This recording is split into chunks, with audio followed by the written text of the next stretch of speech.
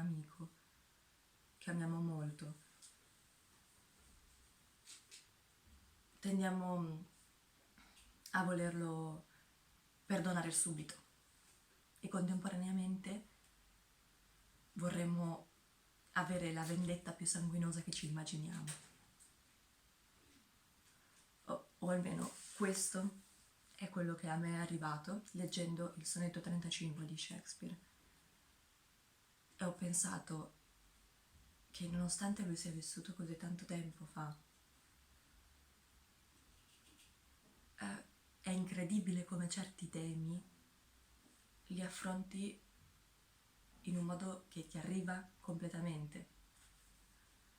E in questo sonetto lui, il poeta, incarna la figura dell'amante o dell'amico tradito e elenca tutti i modi in cui può discolpare l'amico, l'amante per quello che gli ha fatto, e arriva addirittura lui stesso a definirsi colpevole per il fatto di giustificare chi gli ha fatto un torto. E lo fa impregnato sempre di un'ironia o di un'autoironia che sono esemplari.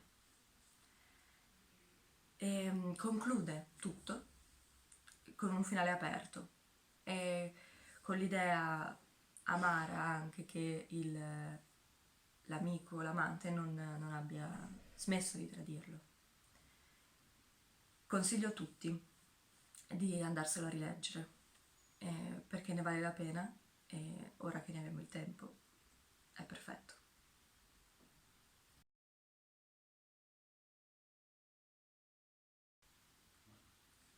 Più non ti desolare per quello che hai commesso. Hanno spine le rose, fango gli argentei rivi, nubi ed eclissi offuscano luna e sole, e nel più bel bocciolo un laido verme si annida. Tutti compiamo errori, e io stesso lo mostro, giustificando la tua offesa con raffronti, avvilendo me stesso, medicando il tuo fallo, scusando i tuoi peccati più che giusto non sia. Poiché io arreco un senso al tuo errore sensuale.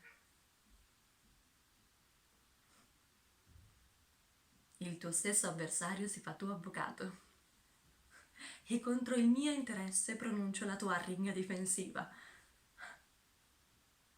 Tale guerra civile è in me tra odio e amore, che a forza m'accade che io complice mi faccia di quel dolce ladrone che agramente mi deruba